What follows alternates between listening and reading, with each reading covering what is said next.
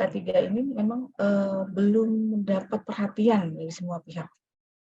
Jadi dulu ya, saya bicara dulu, kalau sekarang kita sudah sangat prioritas ini terkait keselamatan.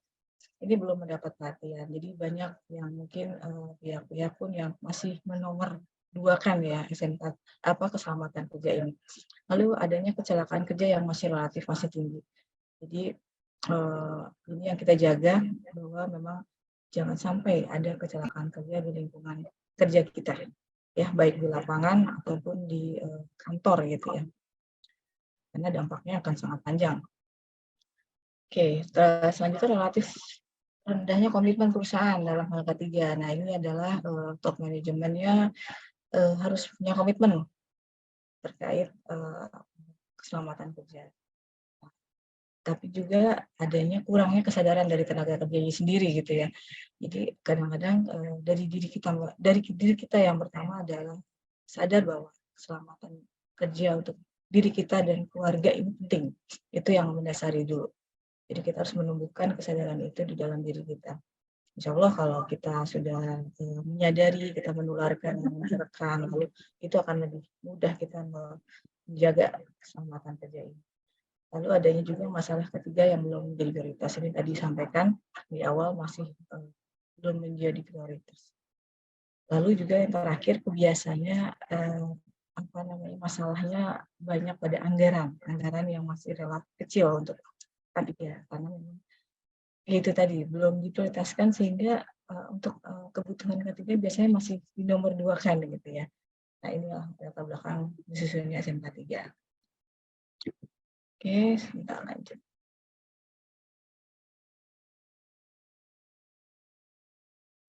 Baik, keselamatan dan kesehatan kerja merupakan suatu upaya menjamin melindungi keselamatan kerja melalui upaya pencegahan. Ini dasarnya ya. Apa sih yang mendasari untuk apa gitu? Ya, untuk terciptanya tempat kerja yang aman, sehat, dan bebas dari pencemaran lingkungan. Jadi adanya K3 ini merupakan upaya ya untuk menjamin melindungi. Untuk apa terciptanya tempat kerja yang aman dan sehat? Lalu apalagi goals-nya setelah tercipta tempat kerja itu mencegah mengurangi terjadi kecelakaan. Jadi kalau tempat kerja sudah aman, sudah sehat, ya sudah nyaman, artinya tidak ada, jangan sampai ada lagi kecelakaan kerja, baik itu yang disebabkan di lapangan ataupun penyakit kerja ataupun yang ada di dalam kantor gitu ya, untuk dapat meningkatkan sistem efisiensi produktivitas kerja kita. Nah, selanjutnya ini ada, Bapak Ibu dan rekan sekalian, kami dari K3 kan sudah membuatkan e-book. Nanti bisa di-share ya Mbak e-book-nya juga ke teman-teman. Jadi kami membuat suatu kumpulan ya e-book-nya. Jadi bisa dibaca-baca Bapak-bapak dan Ibu rekan sekalian, jadi untuk meningkatkan pengetahuan kita. Dan ini juga bukan hanya meningkatkan, namun juga bisa kita implementasikan nanti di dalam pekerjaan kita sehari-hari. Ini tidak berlaku hanya di lapangan saja ya, jadi bisa juga di dalam kantor, dimanapun kita bekerja, ini keselamatan itu selalu membayang-bayangi kita ya. Jadi kita harus aware dan kita harus tahu gitu ya, apa sih bahaya-bahaya, apa resikonya, dan bagaimana mengendalikannya. Baik, kita sekarang coba untuk membahas terkait bahaya atau hazard ya. Apa sih itu bahaya? Bahaya cara definisi adalah sumber ataupun aktivitas yang berpotensi menyebabkan cedera dan sakit. Ya, jadi namanya bahaya mau dimanapun ya itu akan menyebabkan kita celaka ya gitu, cedera dan sakit. Nah, ternyata ada bahaya itu dibagi menjadi 6. Ada bahaya fisika, ada bahaya biologi, ada bahaya kimia, ada bahaya mekanik, ergonomi, dan sosial. Nah, kalau untuk biasanya kalau di lapangan ya, ini biasanya kebanyakan lebih kepada fisika biologi dan mekanik ya. Kalau ergonomi ini biasanya terkait lingkungan kerja, jadi bagaimana cara duduk gitu ya. Nah, psikososial ini sih semuanya ya, tidak terkecuali karena semua orang bisa yang sama gitu ya, ketika ada tekanan, ketika kita dalam keadaan stres, nah itu menyebabkan pekerjaan itu menjadi tidak fokus gitu ya, sehingga bisa saja terjadi ya namanya kecelakaan ataupun penyakit. terhadap itu. Oke, baik. Lanjutnya adalah risiko. Apa yang dimaksud dengan risiko? Risiko ini adalah kemungkinan suatu bahaya terjadi yang dapat menyebabkan kerugian. Nah, biasanya risiko ini kita bisa mitigasi. Jadi makanya bapak-bapak sebelum bekerja biasanya suka sama kita tiga ada safety briefing gitu ya. Nah, ini salah satunya kita memitigasi apakah ada risiko-risiko yang kita akan temui nanti dalam pekerjaan. Di situ ya kalau yang paling simpelnya kalau kita dalam lapangan itu risiko yang paling sering terjadi adalah terjatuh gitu ya. Ada juga tertusuk material tajam, tersandung yang paling apa ya, kelihatannya itu sepele tapi bisa menyebabkan cedera ya. Dan yang pentingnya adalah tersengat listrik Pak. Karena kita memang tidak bekerja di apa ya di yang listrik ya. Jadi cuma kita bekerja di area PLN di mana ada listrik alirannya di situ. Kalau kita tidak berhati-hati, ini sangat mungkin ya tersengat listrik. Oke. Baik, selanjutnya ada unsafe condition dan ada unsafe action. Nah, ini ada sepertinya sama gitu namanya, tapi ternyata beda pengertiannya. Ini perlu diperhatikan oleh Bapak karena ada di tempat ujian tadi. Ya, jadi yang disampaikan tadi semua ada di ujian. Mudah-mudahan di pretest tadi yang tadinya tidak tahu atau salah nanti di podcast bisa benar gitu ya. Sudah ada gitu ya, sudah dijelaskan. Oke. Unsafe condition yaitu kondisi tidak aman. Apa sih kondisi tidak aman itu? Yaitu kondisi di mana suatu keadaan seperti ini saja tidak aman ya. Yaitu seperti peralatan kerja yang tidak baik misalnya.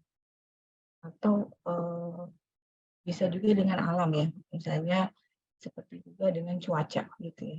Dan itu akan bisa menyebabkan namanya kecelakaan kerja. Contoh misalnya yang tadi kondisi peralatan tidak baik tadi ya, seperti kabel terkelupas. Artinya kita tahu kabel tersebut misalnya terbuka tapi kita lalai gitu ya, kita tidak menghiraukan, nah ini akan menyebabkan bisa terjadi tersengat atau kecelakaan atau tangga yang tidak layak ya, tangga-tangga yang mungkin sudah tidak rusak atau tapi dipaksakan gitu. Nah ini sama aja Bapak melawan celaka.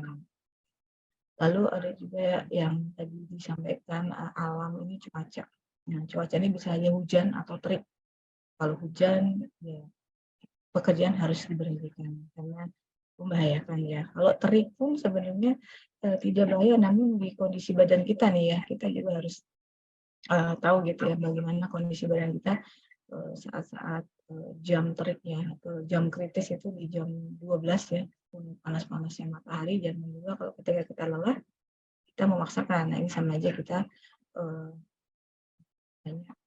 melawan bahaya gitu ya. Ada jam kritis nih Bapak dan Ibu rekan sekalian. Jam kritis bekerja kita adalah kalau di pagi hari ini jam 4 sampai dengan jam 6. Waktu subuh ya, kalau Bapak Ibu subuh ini memang waktu yang sangat kritis karena ketika ngantuk ini memang sama sekian detik gitu ya waktunya. Jadi kita terlewat sedikit saja itu sudah beda ceritanya. Nah, lalu selanjutnya kalau siang jam 12, jam 13. Makanya kenapa jam 12, 13 dipergunakan sebagai waktu istirahat. Waktu kritis jam lelah ya. Kita kalau yang biasa makan siang ini harus makan gitu ya. Istirahat mungkin sebentar dan dadah gitu ya. Lalu di jam sore, jam 17 sampai dengan jam 19, di jam-jam rawan, artinya dari sore maghrib sampai menjelang isya. Nah ini waktu sudah full time ya, full day kita bekerja. Jadi kalau jam 5 sudah masih di lapangan, tolong untuk pengawasnya juga diperhatikan. Ini untuk istirahat dulu. Baik, selanjutnya unsafe action, tindakan tidak aman. Kalau tadi kondisi adalah kondisi, ya. Kalau ini action adalah aksi tidak aman.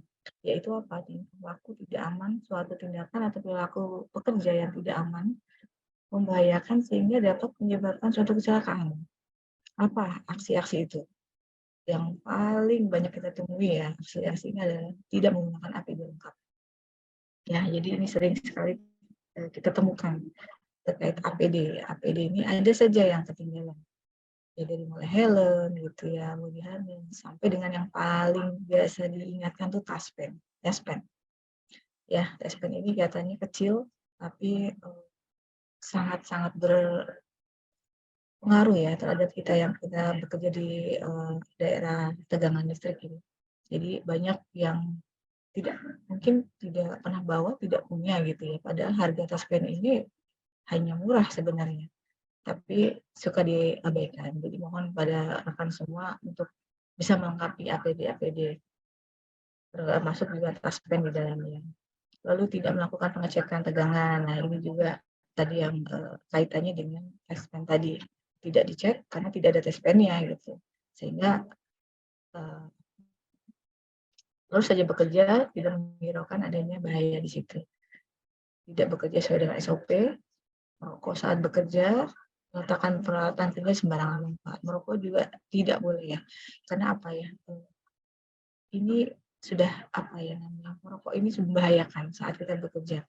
Jangankan untuk yang di area bekerjanya ya. Untuk diri kita sendiri kalau kita lagi naik-naik merokok gitu ya. Kira-kira kalau rokoknya jatuh tersumbat ke kita, yang kena jadi siapa? Kita juga gitu ya. Jadi kayak senjata makan tuan akhirnya. Ya sebaiknya jangan, bukan sebaiknya, tidak boleh bekerja sambil merokok. Ada waktunya ketika istirahat kita boleh sambil istirahat. Gitu. Seperti itu Bapak-bapak dan rekan semua. Oke lanjut, ini ada near miss.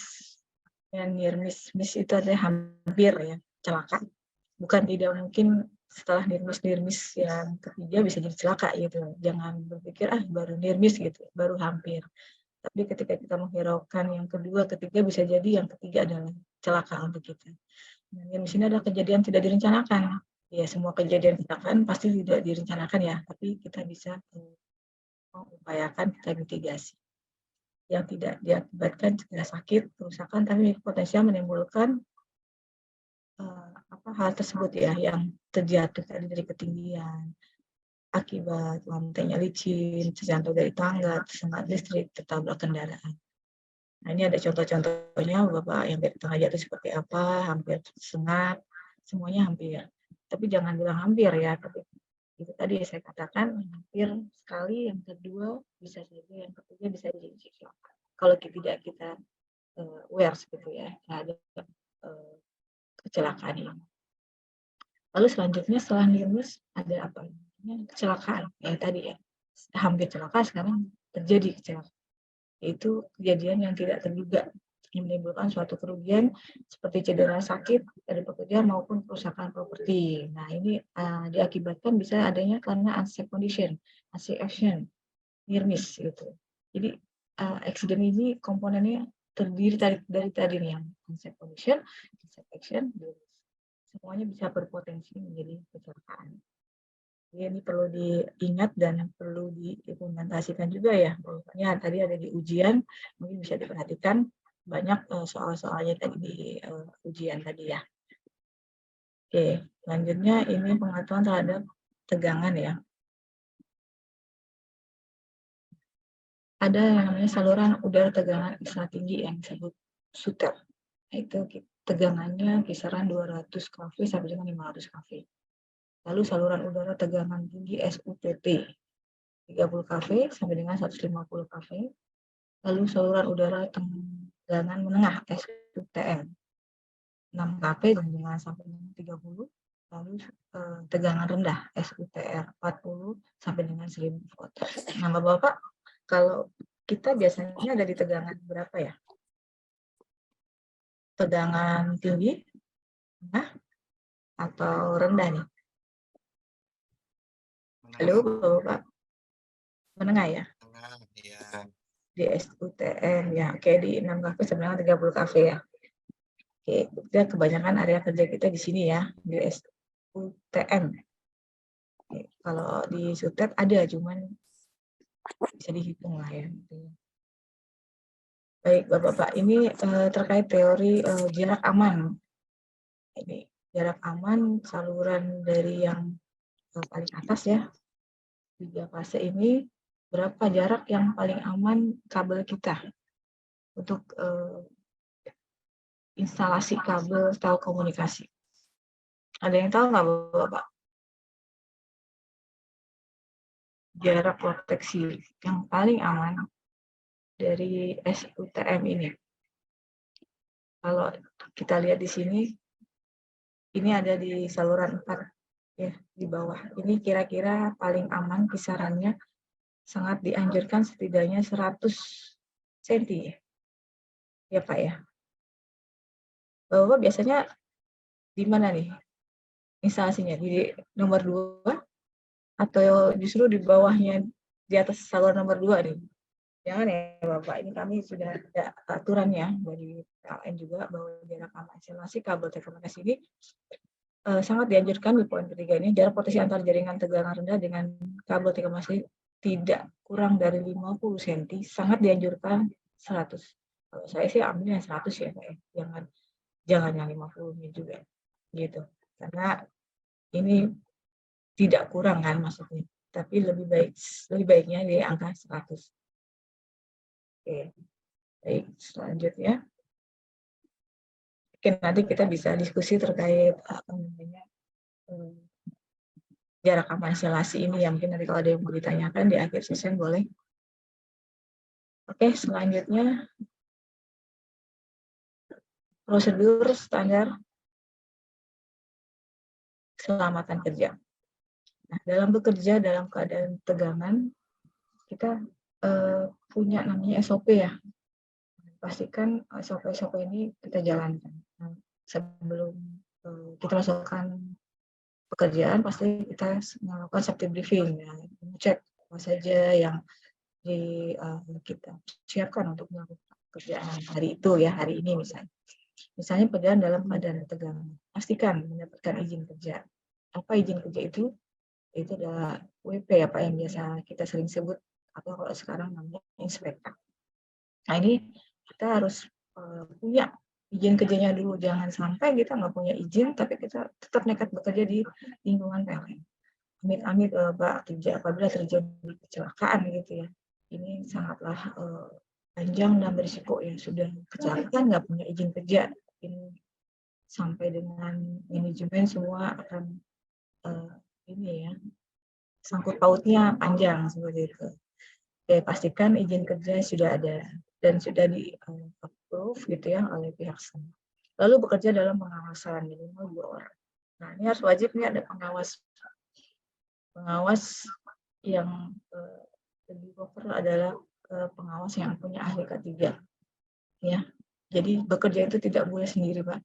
Jadi harus minimal berdua. Kenapa? Karena amit-amit kalau yang satunya dalam keadaan bekerja dia sakit saja ya.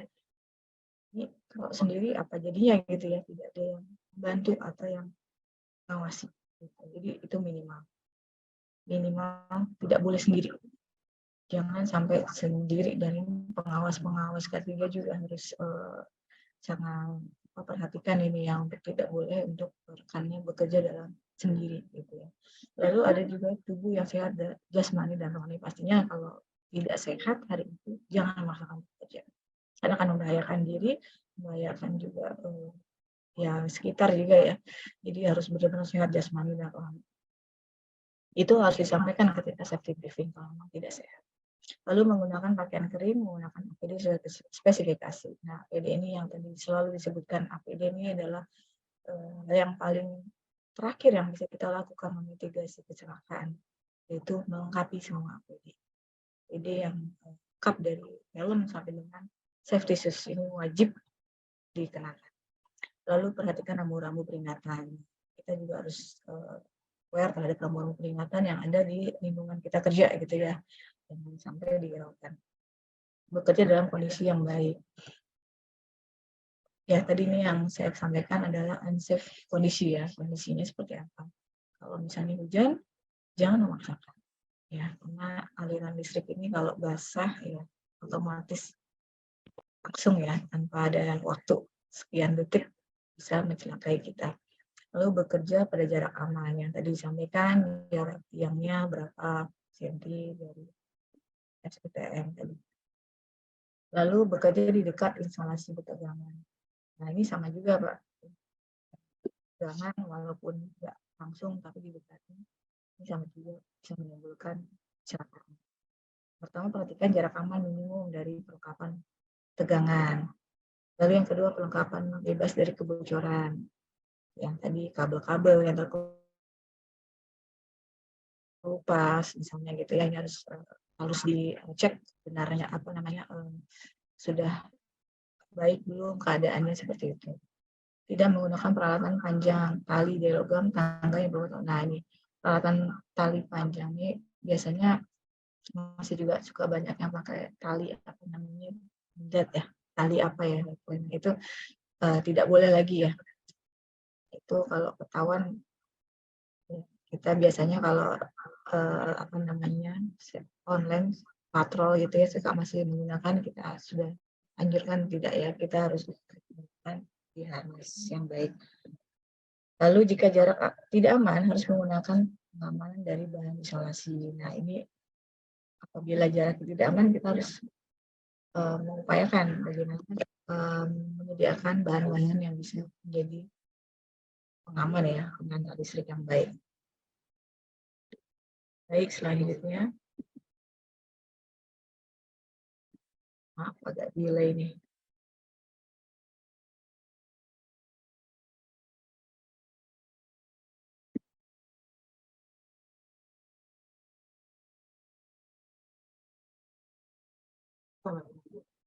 Sudah bergeser? Bekerja saat hujan? Sudah. Oke, ini ada video untuk bisa diperhatikan bekerja saat hujan ya, rekan semua.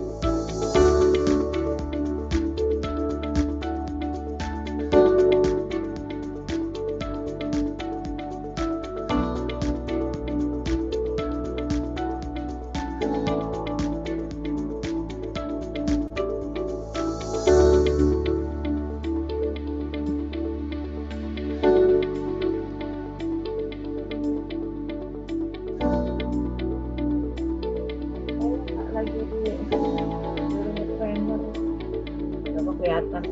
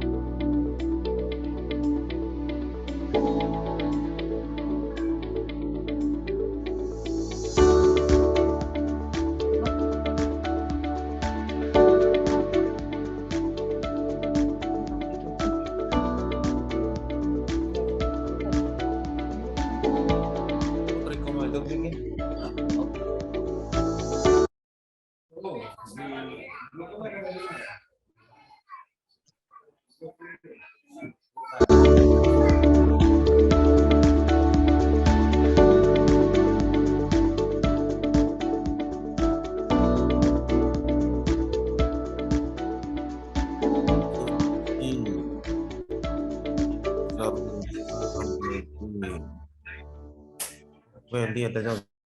Baik. Yang mana sih? Halo, baik. Baik, sudah disimak ya Bapak dan rekan semua terkait bekerja saat hujan tadi videonya. Bagaimana kita bekerja yang baik pada saat hujan ya.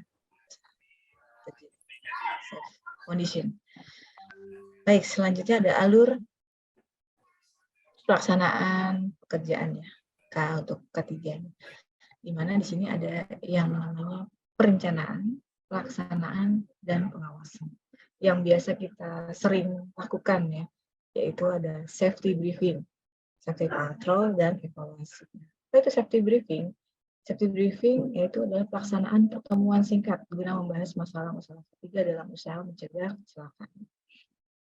Biasanya setiap pagi ya sebelum kita bekerja ya baik di lapangan ataupun mungkin di dalam perkantoran pun ini sering dan biasanya wajib bagi para pekerja untuk melakukan safety briefing. Yang paling utama yaitu berdoa gitu ya untuk kelangsungan, kelancaran ya dalam bekerja. Ini biasanya disebut safety briefing, berdoa lalu dilanjutkan dengan identifikasi bahaya misalnya kita lakukan hari ini ngerjain apa gitu ya, dan misalnya bahaya-bahaya mungkin nanti akan bisa kita temui gitu ya. Jadi peranan pengawas dan teman-teman juga saling bisa berdiskusi, artinya teman-teman bisa menyampaikan apa yang nanti bisa kemungkinan ditemui, dan pastinya pengawas juga menanyakan kepada rekan bagaimana kondisinya hari ini gitu ya, disampaikan terus sehat jasmani. Apakah sehat gitu ya? Sehat, oke, sehat lanjut. Kalau kurang sehat, bisa diganti ataupun diistirahatkan, jangan dipaksakan. Selanjutnya ada di pertengahan adalah safety patrol. Apa itu safety patrol? Yaitu merupakan kegiatan inspeksi, yaitu melakukan keliling setiap area di perusahaan untuk mencari keadaan yang tidak sesuai dengan standar. Nah, kalau safety patrol di lingkungan lapangan, biasanya ketika teman-teman sedang melakukan pekerjaan, biasanya teman-teman ketiga melakukan safety patrol ya, terkait kerjaan apa gitu ya, sedang kerja apa gitu. Dan biasanya di sini biasanya ditemukanlah pelanggaran ya, saya sampaikan kelengkapan APD. Ada yang tidak menggunakan helm tapi sudah di atas tiang gitu ya, ada yang tidak menggunakan safety shoes gitu ya, tapi tetap mengikat tiang. Nah, inilah gunanya kita safety patrol untuk mengecek ya bahaya-bahaya di lapangan maupun di kantor. Ini para pengawas ketiganya harus sangat fair sekali dengan kalau tidak aman, kalau tidak lengkap, jangan boleh bekerja, jangan boleh dilanjutkan pekerjaan gitu ya. Bahkan kami dari K3 kalau tahu ya pas lagi safety patrol ada yang tidak lengkap ataupun ada yang kondisi tidak aman, kami hentikan sementara sampai dengan PD-nya misalnya dengan dilengkapi boleh bekerja kembali. Tentunya teman-teman akan menjadi kalau tidak lengkap dihentikan akan rugi waktu gitu ya, harus sudah selesai tapi kan ya, tadi pelanggaran tidak lengkapan tadi sehingga harus ditunda atau dipending waktu sampai dengan semuanya lengkap. Lalu yang terakhir ada pengawasan, evaluasi. Setelah ada perencanaan, pelaksanaan, terakhir adalah evaluasi. Jadi mana serangkaian pendekatan sistematis yang dilakukan untuk bisa mengidentifikasi dan mendeteksi.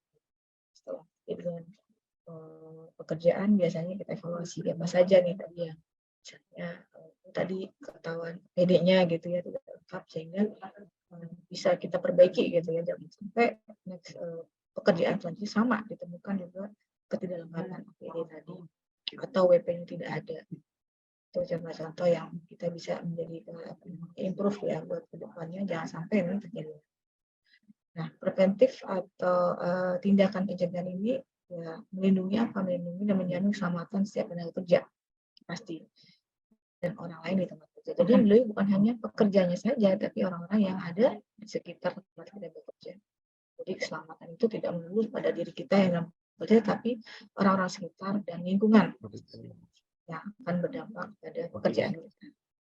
Nah, kedua adalah menjamin setiap sumber produksi dapat digunakan secara aman dan efisien. Selanjutnya,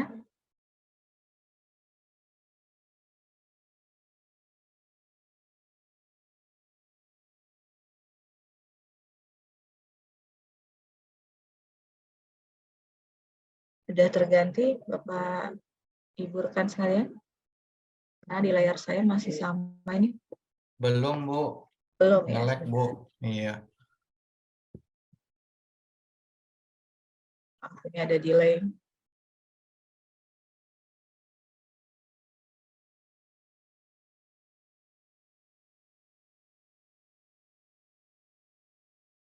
Lewat, Bu. Sudah? Lewatan 2. Oke. Nah, baru, Bu. Oke, nah siap, sudah safety briefing ya. Tadi kan ini perencanaan, pelaksanaan, selanjutnya safety briefing ya. Oke, sudah muncul safety briefing? Muncul, Ibu. Sudah, oke, baik. Terima kasih Bapak. Oke, selanjutnya apa yang tadi dimaksud dengan safety briefing ya? Tadi ada safety briefing, safety patrol, dan pengawasan.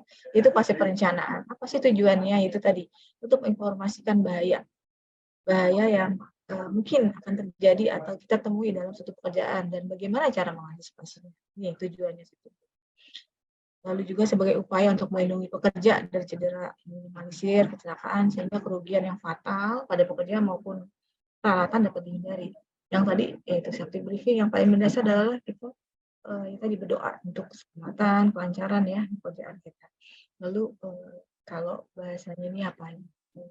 Kesiapan kelengkapan APD kita. Nah, itu nanti di safety briefing apakah sudah siap semuanya peralatan-peralatan. Ini ada gambarnya. Dan kebetulan ini dari Medan ya, Sumatera Utara. Kalau untuk pekerjaan melakukan safety briefing, ini alat-alatnya diletakkan di bawah. Gunanya apa? Bahwa semua alat-alat yang akan siap dipakai, dicek kondisinya, baik apakah sudah rusak atau bagaimana. Nah, ini teman-teman wajib mengecek semua sebelum dibawa ke lapangan. Nah, ini safety briefing wajib dilakukan setiap hari sebelum melakukan pekerjaan. Setiap hari, setiap akan melakukan pekerjaan, tidak terkecuali.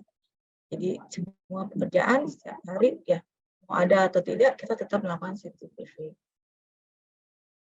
Nah, bagaimana alur pelaksanaan safety briefing? Nah, ini yang pertama dari pengecekan kesehatan tim. Nah, biasanya pengawas akan mengecek apakah sehat hari ini gitu ya, biasanya sehat gitu ya, semua ditanya kondisinya. Bila ada yang kurang sehat atau sedang sakit ya disampaikan juga ke pengawas, jangan juga diam-diam saja gitu ya, ternyata pas lagi di atas lagi pusing jatuh gitu kan ya, bukan dikarenakan unsafe kondisi atau apa, tapi karena dirinya sendiri memaksakan tadi ya. Lalu pengecekan kelengkapan dokumen kerja yang tadi disampaikan ada WP, Work Permit, DSA ya, jadi analisis surat tugas apakah lengkap, apakah ada dari yang setempat yang sudah mengeluarkan approval. Nah, ini penting ya, yang selalu disampaikan. Kadang-kadang ada teman-teman dari PLN atau dari kami sedang kontrol gitu ya, melihat ada teman-teman bekerja. Kalau misalnya dicek sekarang kita inspek Pak, biasanya bisa dicek dari websitenya ya. Jadi nggak perlu saya tanya, misalnya Bapak kerja di sini, tanya WP-nya mana ya. Kita bisa cek hari ini ada pekerjaan apa di misalnya di daerah Pekanbaru di mana ya, kita cek, bisa dicek dari inspektor. Kalau tidak ada berarti belum ada nih WP-nya. Nah, ini bisa jadi temuan juga langsung dilaporkan. Jadi tidak perlu repot-repot untuk menanyakan ada atau tidak, tapi kita bisa langsung cek di web inspektor itu sendiri. Lalu yang ketiga adalah pengecekan kelengkapan kelayakan APD yang tadi disampaikan. Apakah sudah lengkap, apakah masih bagus APD-nya, jangan sampai APD ini tadi justru mencelakakan tidak safety tadi. Lalu penjelasan perencanaan pekerjaan. Nah, ini yang tadi dilakukan ketika safety briefing oleh pengawas dan rekan sekalian. Apa saja progres pekerjaannya akan dilakukan, bagaimana bahayanya, bagaimana identifikasinya. Lalu penjelasan terkait job safety analysis ini. Tadi pekerjaan-pekerjaan tadi ini ada di job safety analysis. Kita ngerjain apa hari ini, yang bahaya apa yang mungkin kita temui, dan apa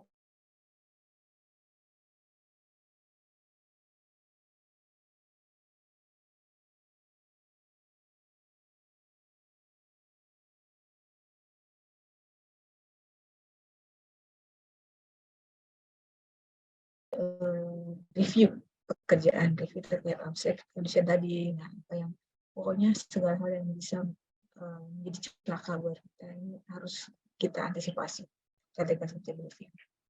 Jangan sampai terlewatkan gitu ya. Sekali karena ini pertama kali ya ketika safety briefing ini tidak dilakukan, maka sudah terjadi, itu akan kemudian terjadi yang namanya kecelakaan karena kita tidak didahului oleh aware kita ya, peduli kita terhadap kecelakaan. Lalu yang terakhir ada yel-yel ya dan doa bersama. Jadi biar semangat, biasanya teman-teman kalau lagi safety briefing selalu bilang semangat pagi gitu ya, biar membakar semangat kita ya, bahwa ketika semangat bekerja berarti pekerjaan tuh bisa selesai tepat waktu, baik hasilnya. Nah, itu dari semangat kita. Dan tentunya pasti diiringi doa. Sebuah usaha apapun tanpa doa ya hasilnya tidak baik ya. Tapi jangan bilang ketika kecelakaan sudah nasib gitu ya, sudah takdir ya, itu salah untuk ada teman sekalian, karena takdir ini hanya berapa persen ya, 2% atau 5%. Selebihnya apa? Kita bisa mencegah adanya kecelakaan itu. Bagaimana cara pencegahannya tadi itu dari poin 1 sampai dengan poin ke-7 inilah cara pencegahan kita terhadap kecelakaan. Jadi jangan kan bahwa kecelakaan itu sudah takdir. Ya memang takdir, tapi kalau kita tidak melakukan pencegahan atau persiapan kelengkapan, ini sama aja kita melawan takdir itu. Seperti itu Bapak. Selanjutnya, nah ini ada sebut tunjuk. Nah, kami membuat video terkait sebut tunjuk. Ini merupakan kegiatan menunjuk APD. Jadi APD itu lengkap dari helm sampai dengan safety shoes. Nah, nanti harapannya ketika safety briefing, teman-teman juga bisa melakukan sebut tunjuk ini ya. Jadi semua pekerja tahu gitu apa helm itu untuk apa gitu ya. Kemudian sendiri apa, safety shoes untuk apa, dan tes untuk apa. Bisa dilihat contohnya. Semangat pagi, pagi. Helm terpakai, rompi terpakai, full body harness terpakai, sarung tangan terpakai, sepatu safety terpakai, tes pen siap bekerja. Ya, inilah yang masih dengan sebut tunjuk, jadi lengkap teman-teman. Nah, ini gambarnya dari helm sampai dengan safety shoes semuanya lengkap, sampai dengan ada tes pen tadi ya. Tes pen yang disampaikan ini wajib ada di peralatan APD. Baru ketika semua lengkap baru bisa dikatakan siap bekerja. Jadi kalau tidak ada helmnya berarti belum siap. Tidak ada sepatunya gitu ya, berarti belum siap. Artinya kalau kita temui dalam patrol ada kelengkapan yang tadi ini tidak ada, maaf kami harus menghentikan sementara untuk bisa dilengkapi terlebih dahulu, baru boleh mulai kerja. Nah, ini yang tadi disampaikan ketika safety patrol ya. Fase pelaksanaan. Nah, safety patrol apa tujuannya? Tujuannya itu untuk mengawasi tindakan action yang ada di lokasi pekerjaan. Saya sebutkan berulang-ulang ya. Dalam pekerjaan kita itu yang sering kita lakukan adalah safety patrol, safety briefing ya. Itu udah seharusnya familiar ya di kita bahwa namanya patrol itu kita harus mengawasi tindakan yang tidak tindakan action ataupun kondisi yang tidak baik gitu ya di lokasi pekerjaan. Dan sebagai upaya juga untuk melindungi pekerja dari timbulnya kecelakaan pastinya yang akibatnya yang disebabkan oleh unsafe condition tadi dan unsafe action. Ya, kalau kondisi ini tadi kan yang saya sampaikan ya, kondisi itu bisa ya alam sekitar, cuaca ataupun alat-alat yang tidak baik. Tapi kalau action itu berarti tadi hal-hal yang bisa kita penuhi tapi tidak kita penuhi, berarti kita melawan berarti ya. Action tadi, APD tidak lengkap, tapi kita tetap kerja, berarti kita sama-sama tidak menghiraukan namanya kecelakaan kerja. Nah, selanjutnya ada JSA ya, yang biasa disebut JSA atau kepanjangan Job Safety Analysis. Apa itu JSA? Yaitu teknik yang berfokus pada tugas pekerja sebagai cara untuk mengidentifikasi bahaya sebelum terjadi sebuah kecelakaan. Nah, JSA ini antara pekerja, hubungannya antara pekerja, tugas, alat, dan lingkungan kerja tadi. Nah, berarti ini diisi nih. Biasanya nih, kalau JSA ini kita suruh mengisi ya, kerjanya apa saja hari ini, lalu bahaya-bahayanya, tahapannya seperti apa, potensinya yang ada apa gitu ya, dasar-dasarnya dilakukan, risiko-risikonya apa saja. Ini wajib diisi. Jadi artinya kita sudah prepare sebelum melakukan pekerjaan. Nah, lalu ada namanya juga working permit. Nah, apa itu working permit? Izin ya, izin kerja. Mana untuk mengetahui jenis pekerjaan yang akan dilakukan, mengetahui jenis bahayanya apa saja, memastikan mengidentifikasi siapa saja yang berperan dalam pelaksanaan pekerjaan, memastikan setiap pekerja sudah sesuai dengan kompetensi yang dimiliki, ya, mengetahui pihak-pihak bertanggung jawab dalam pekerjaan tersebut. Jadi penting sekali pengawas K3 ini punya sertifikasi atau paling tidak mengikuti K3 ya, jadi tahu dan aware sekali ketika kita sudah melakukan training K3 apa saja sih bahaya-bahaya ini, lebih aware ya, jadi wajiban awas untuk mengingatkan rekan-rekannya juga. Kita seperti briefing, seperti patrol ini tugas pengawas, yaitu terus mengingatkan, terus mengawasi teman-teman yang sedang bekerja. Nah, selanjutnya ada pencegahan dan pengendalian risiko ya. Ini ada HIRETS of control. Ya. Mungkin lihat atau belum lihat, pernah lihat gitu ya Bapak dan rekan semua.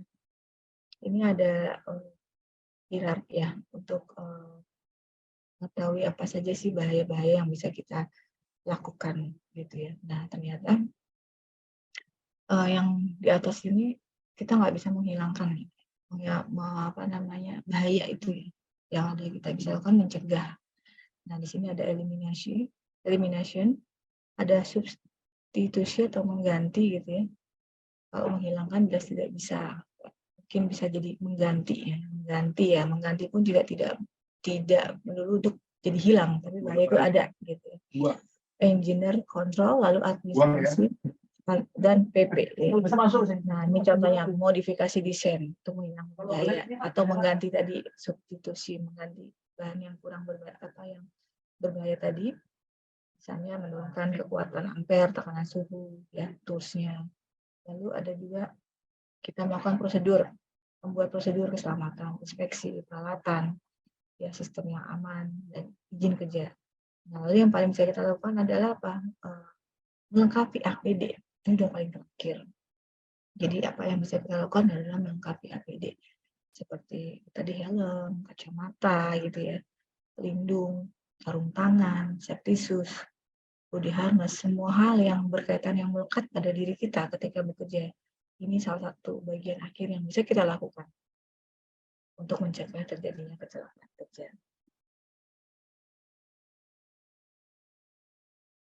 Baik, selanjutnya. Maaf, ini delay lagi.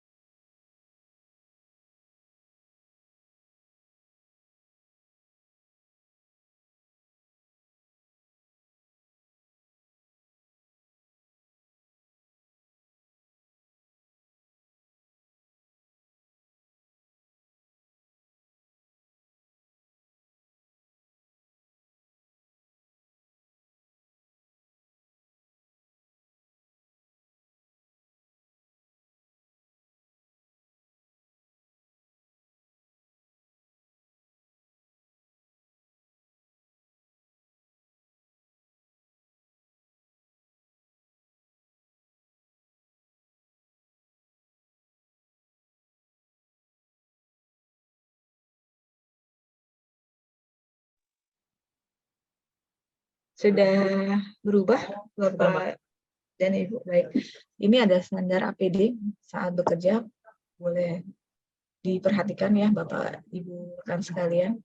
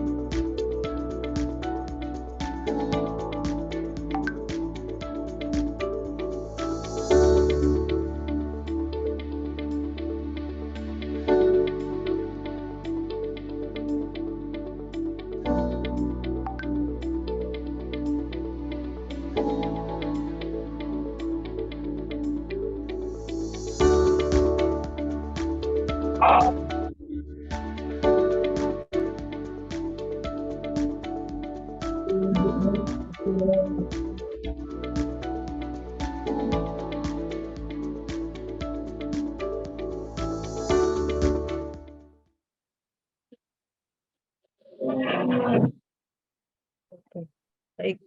Ini adalah video ya untuk standar APD bekerja. Sudah berulang-ulang kita sampaikan apa saja APD saat bekerja. Oke, nah ini lebih kita detailkan lagi alat pelindung diri. Alat yang oleh pekerja berfungsi untuk melindungi anggota tubuh ya tertentu. Misalnya safety helmet. Ya, safety helmet. Ada yang nggak tahu nih safety helmet kegunaannya apa gitu ya. Nah ini safety helmet yang paling atas. Nah ada safety glove. Nah ini bisa kacamata ini yang biasanya digunakan ada pemasan gitu ya. Lalu ada earmuff. Nah earmuff ini kalau jika di sekitarnya kebisingan, misalnya kalau di area mesin gitu ya, menggunakan earmuff. Lalu ada namanya body harness. Nah ini adalah pengganti sebagai yang tali pijat ya, itu tidak boleh digunakan dan diganti dengan full body harness. Lalu ada safety boots. Ini sarung tangan. Sarung tangan ini ada macam-macam ya Bapak dan Ibu rekan sekalian. Ada yang tergantung dari beberapa kafe tegangannya. Ada juga sarung tangan yang untuk kafe berapa ya yang besar ya itu ada khusus sendiri gitu. Yang biasanya standar kita menggunakan. Lalu ada safety shoes. Ini sepatu yang untuk biasanya sepatunya ini sepatu yang keras ya, untuk listrik ya. Kalau diinjak itu tidak apa namanya nggak lembek ya. Ini biasanya kita kalau patrol offline ini suka dari tim kita injak nih sepatunya untuk membuktikan ini safety shoes atau bukan gitu ya. Seperti itu. Lalu yang tadi disampaikan alat ini taspen yang harganya murah tapi tidak murah ya. Kalau terjadi apa-apa jadi mahal ini taspen ini ya harganya. Ini wajib di apa ya? Biasa ditempel ya di rompi kita harus ada. Jangan sampai ketika ada patrol taspennya di mana? Oh di mobil, oh di base camp gitu ya. Dibiasakan kita tempel atau rekatkan di rompi kita. Nah, ini ada video untuk cara menghindari dari kabel listrik bertegangan. Silakan disimak Bapak. Saat dua orang berjalan, tiba-tiba ada kabel jaringan listrik putus. Satu orang tersengat listrik dan yang satu orang menghindar dengan cara meloncat-loncat dengan satu kaki menjauhi kabel listrik. Mengapa satu orang tersengat listrik dan yang satu orang lagi tidak? Berikut penjelasannya. Saat kabel jaringan listrik terputus lalu menyentuh tanah, tegangan listrik akan mengalir ke tanah. Radius permukaan tanah yang terdampak tegangan listrik sekitar 8-10 meter. Apabila Anda berdiri dengan dua kaki pada bagian yang terdampak, arus listrik akan mengalir dari titik A ke titik B. Itulah yang menyebabkan orang yang menggunakan helm kuning tersengat tegangan listrik. Tetapi, hal tersebut tidak terjadi pada orang yang menggunakan helm merah. Mengapa demikian? Karena dia berdiri dengan satu kaki dan menyebabkan tidak terjadi aliran arus listrik di tubuhnya. Sehingga dia dapat menghindar dengan aman. Tetaplah waspada dan selalu utamakan keselamatan. Waspada dan utamakan keselamatan seperti iklan ya, utamakan keselamatan. Ya, baik selanjutnya. Selanjutnya ini terkait tanggap darurat. Jadi kecelakaan itu bukan hanya melulu pada kecelakaan di lapangan ya. Kecelakaan bisa juga namanya terjadinya tanggap darurat seperti adanya kebakaran, gempa bumi. Nah, ini juga termasuk apabila terjadi ada korban, ini bisa menyebabkan adanya kecelakaan yang menimpa baik diri manusia maupun aset ya.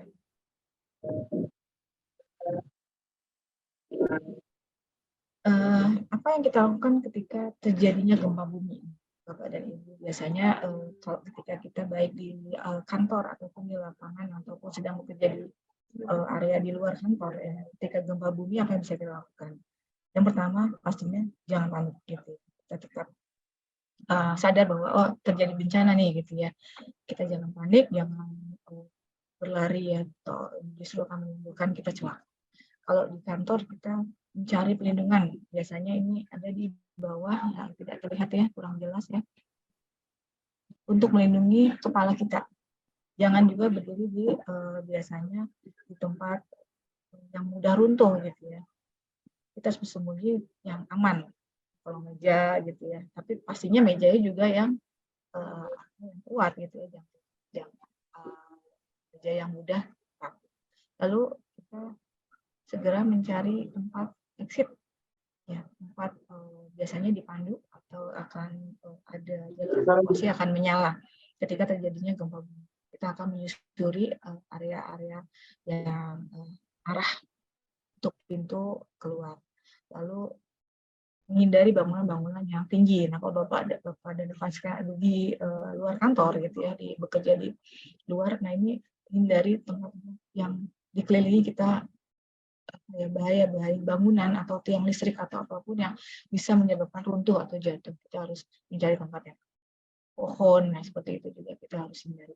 Lalu kita harus menuju dan mencari titik kumpul, evakuasi, mengevakuasi diri, dan pastinya kita sama-sama bantu ya teman-teman untuk evakuasi sampai dengan titik kumpul. Nah biasanya kalau evakuasi ini sudah tidak ada lagi kompromi ya, jangan ada lagi saya ketinggalan ini ya, ketinggalan tas atau saya nggak pakai sepatu ya. Nah itu dihindari, karena sudah tanggap darurat evakuasi, apa yang terjadi saat itu kita langsung cari arah untuk keluar dari gedung atau di tempat-tempat daerah yang jadinya gempa bumi tadi.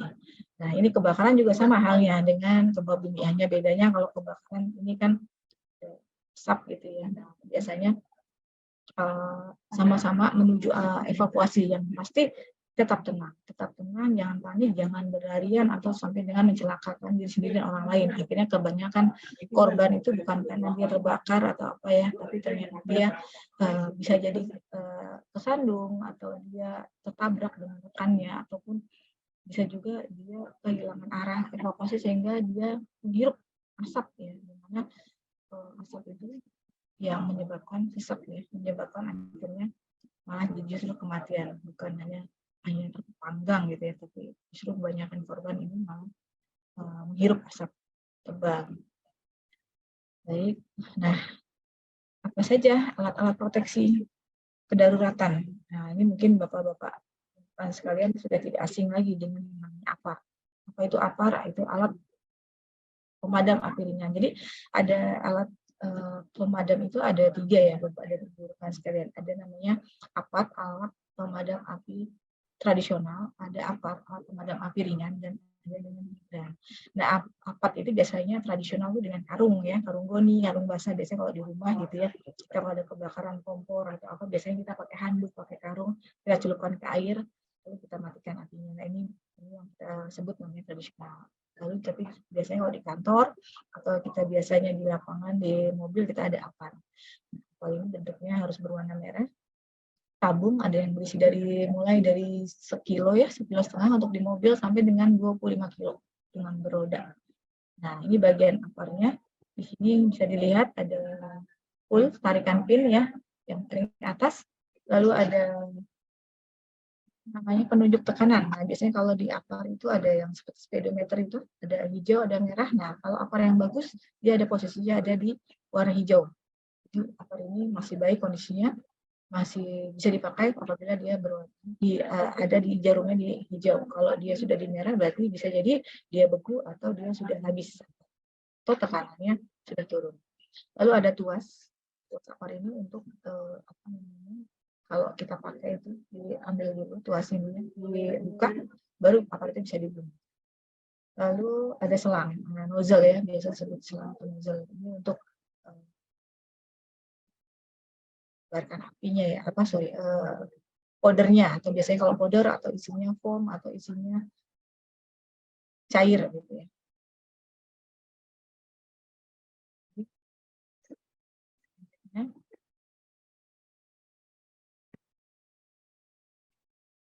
Nah, ini ada pelajaran ya, safety goal lesson learned.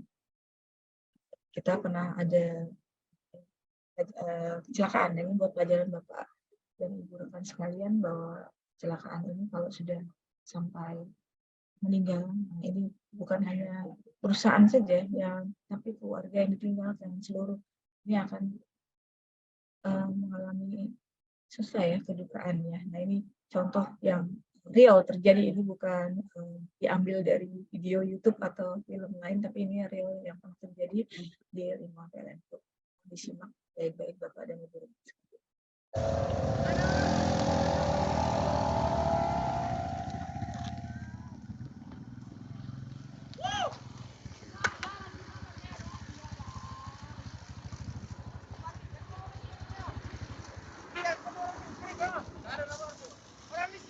Ada nomorku di sini ada, Bang. Erik, aduh, ayah Erik lah, ayo. Orangnya, geraknya.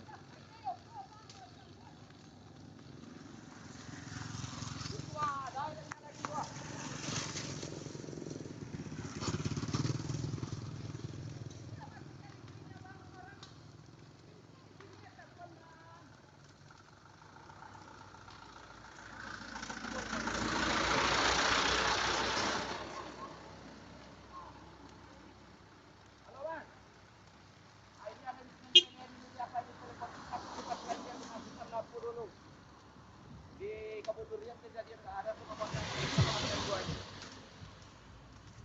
ada insiden PLN ini, orang kota PLN. Ya di Kebun Durian telepon kan kantor dipakai biar dinasikan di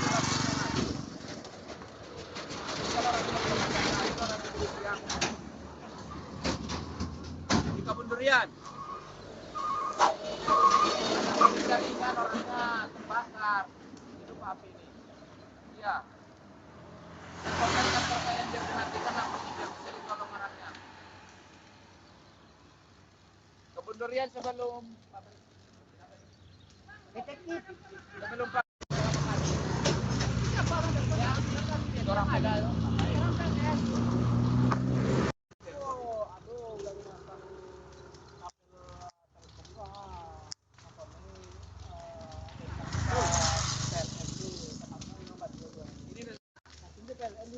Bang. Di Ulas Selero aja kan? Iya. Nah, di Ulas Selero. Di tikungan apa kok mah? Nah, depan ada Bang, mati Bang. Nah, iya Bang. Nggak teleponnya Pak. Nah, ya ini Bapak dan Ibu rekan sekalian, ini kejadian real gitu ya. Bahwa ada yang terjadi unsafe action ya.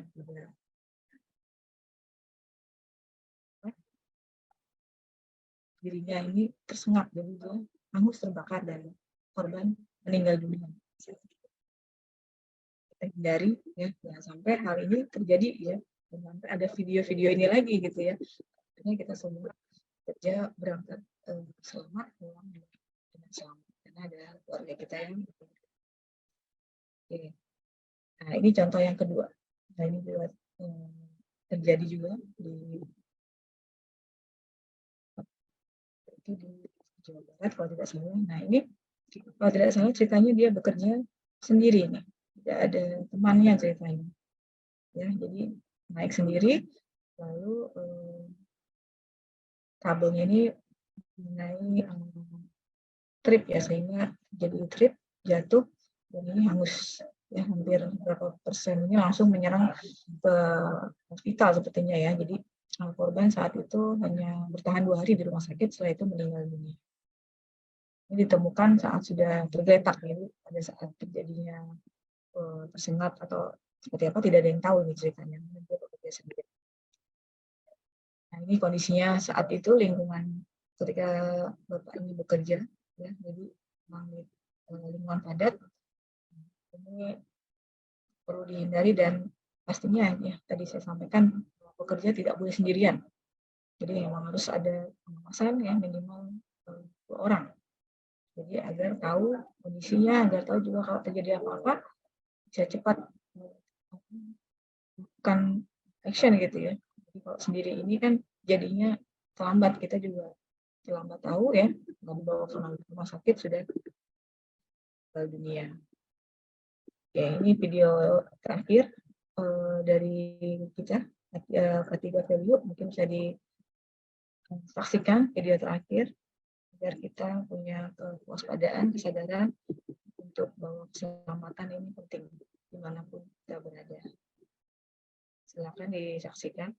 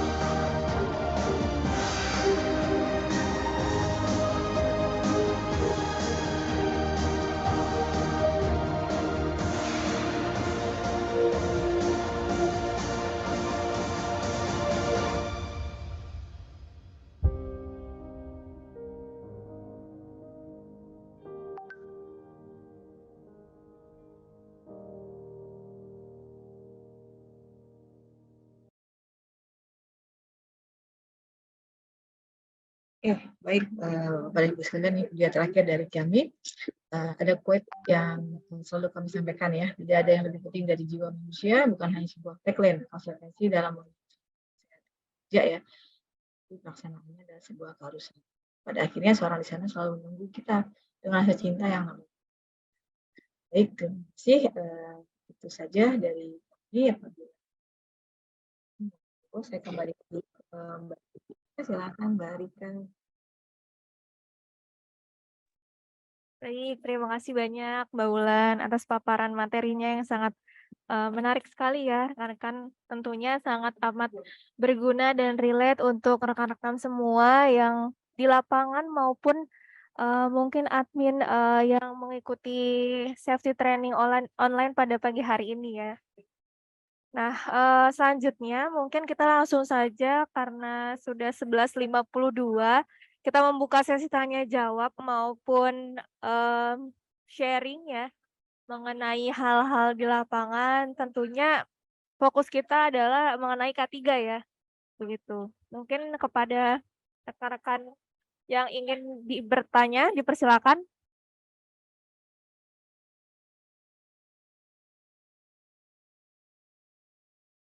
Silakan, mungkin dua penanya ya Mbak Rika, atau gimana, karena waktu sudah kan pukul hampir jam 12 ya. Silakan Bapak dan Ibu rekan sekalian, ada yang atau mau berbagi atau mau berdiskusi, monggo. Faisal Onasis, Bu. Ya, Ya, silakan. silakan. Mas Faisal Onasis.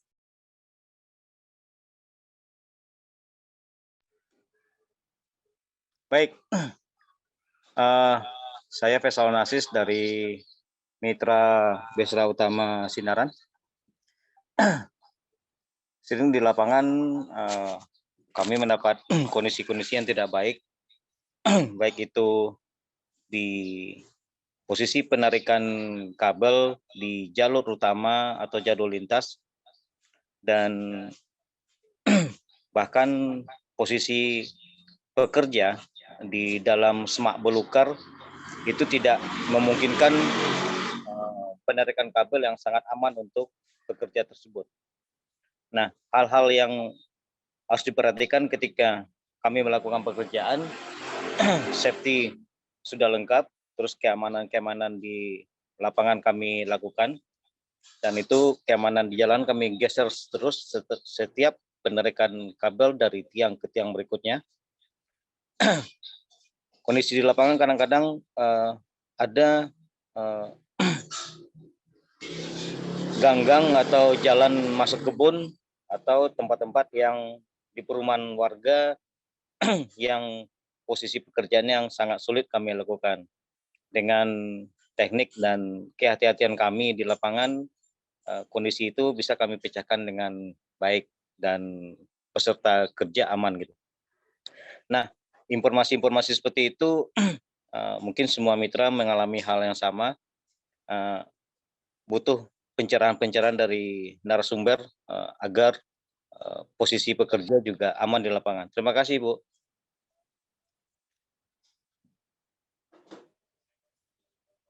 Oke, baik. Makasih Mas Faisal Onasis atas pertanyaannya ya. Berarti mungkin saya coba bacakan dulu ya. Jadi rekan-rekan mitra maupun terutama mungkin dari rekan-rekan Besra ya. Ini sering mendapat kondisi-kondisi mungkin yang bisa dibilang tidak aman untuk pekerja ya, atau kondisi yang nggak aman untuk rekan-rekan bekerja.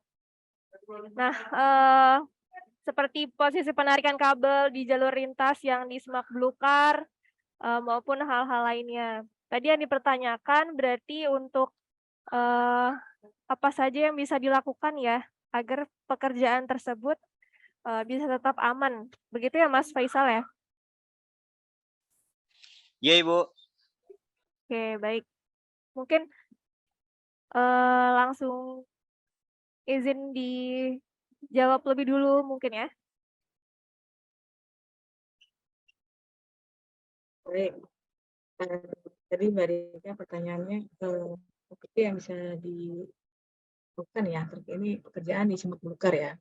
Jadi kalau kita lihat di semak belukar itu biasanya rentan dengan apa ya namanya daun gitu ya, semak pohon ya dan sebagainya kan. Kalau APD kita sudah enak, biasanya kita suka bawa apa itu ya yang untuk membabat itu ya.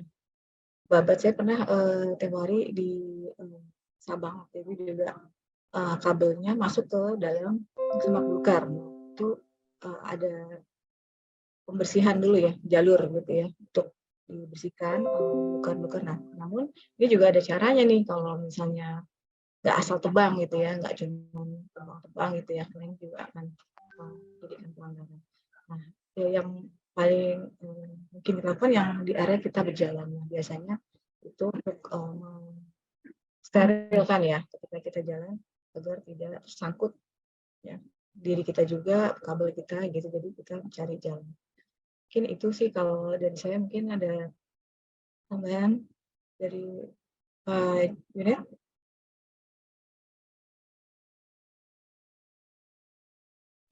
Baik, Mas Faisal sudah terjawab untuk pertanyaannya, Mas? Baik, terima kasih Bu. Ada pertanyaan berikutnya? Boleh, silakan Mas Faisal. Baik, ada lagi kondisi di perumahan warga yang tiangnya itu tidak sesuai dengan perkembangan site plan atau perkampungan atau tempat kampung yang ada.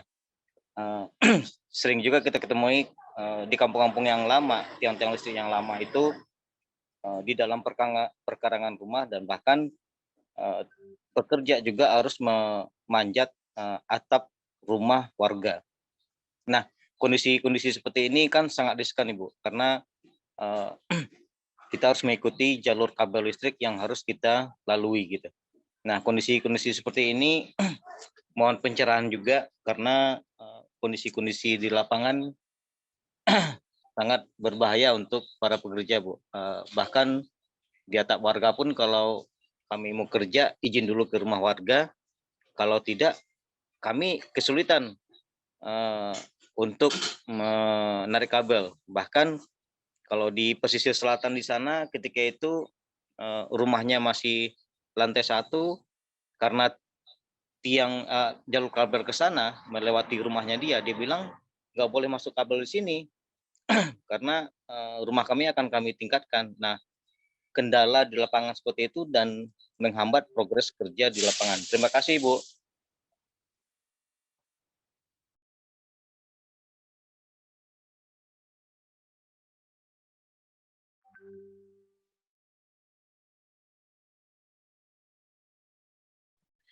Oke, baik. Berarti pertanyaan selanjutnya adalah untuk case kabel yang mungkin di rumah-rumah warga ya, atau area rumah warga ini tiangnya tidak sesuai. Mungkin tiangnya miring atau masuk di dalam pekarangan rumah warga, atau mungkin sampai melintas di atap rumah warga, begitu ya Mas Faisal ya?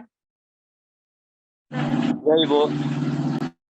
Oke, mungkin tadi di slide juga sudah ada ya Mas ya, case seperti itu, dan menjadi sebuah pembelajaran bagi kita bersama, mengingat memang sebenarnya ini case yang cukup sulit yang ada di lapangan. Nah, jadi pertanyaan yang pertama, untuk tiangnya sendiri, ini biasanya yang kabel-kabel maupun tiang yang berada di dalam pekarangan rumah warga atau di pekarangan rumah warga. Sebenarnya yang pertanyaannya adalah lebih dulu mana? Rumah atau pekarangan tersebut atau tiang yang ditanam oleh PLN? Mungkin itu juga menjadi pertanyaan kita bersama ya. Itu karena kalau dipikir lebih jauh, mungkin lebih dulu tiang milik PLN yang ditanam di situ. Karena mungkin kalau pekarangannya rumah lebih dulu, tidak mungkin diizinkan rekan-rekan PLN menanam tiang di dalam pekarangan rumah warga. Tuh. Jadi kita bisa lihat juga ya dari case yang mungkin jadi pembelajaran kita bersama, saat terjadinya kecelakaan, di slide yang sebelumnya tadi ya, ada jadi tiang tersebut berada di dalam mungkin bangunan rumah warga itu, gitu. Nah, ketika hal seperti ini ditemukan, mungkin pertama kali kita harus berkoordinasi dengan Icon Plus, nanti akan dijembatani juga dengan teman-teman PLN gitu. Jadi kita berkoordinasi untuk sama-sama mungkin bisa mengedukasi masyarakat juga bahwa memang jalur lintasan kabel kita mau tidak mau melewati pekarangan rumah mereka karena memang jalur kabel kita seperti itu dan sudah ditentukan dari awal gitu. Untuk jalur kabel pasti ke arah sana atau melewati rumah pekarangan mereka karena lebih dulu kabel tiang tersebut yang ditanam begitu. Mungkin itu sih Mas yang bisa menjawab pertanyaan yang selanjutnya ya.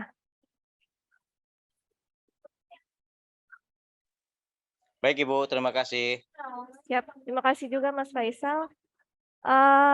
Mungkin izin rekan-rekan karena sudah pukul 12:03, kami izin membuka satu pertanyaan lagi yang terakhir kepada rekan-rekan. Dipersilakan yang ingin mengajukan pertanyaan. Untuk satu pertanyaan terakhir, dipersilakan.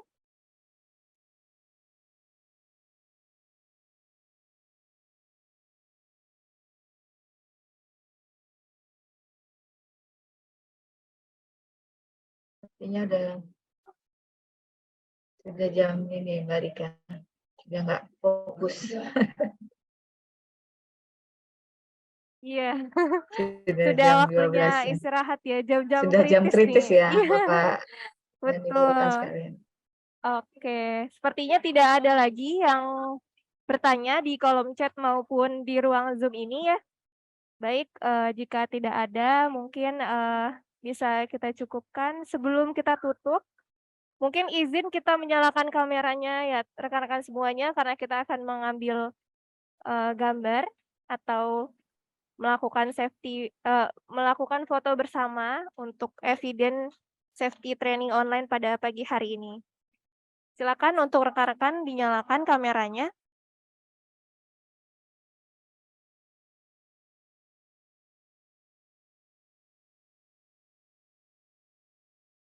Oke. Ada 2 slide ya di sini. Silakan. Mungkin yang sedang merokok ditaruh dulu rokoknya ya, agar tidak tertangkap oleh kamera. Oke, saya izin screenshot ya untuk slide yang pertama, 1, 2, 3.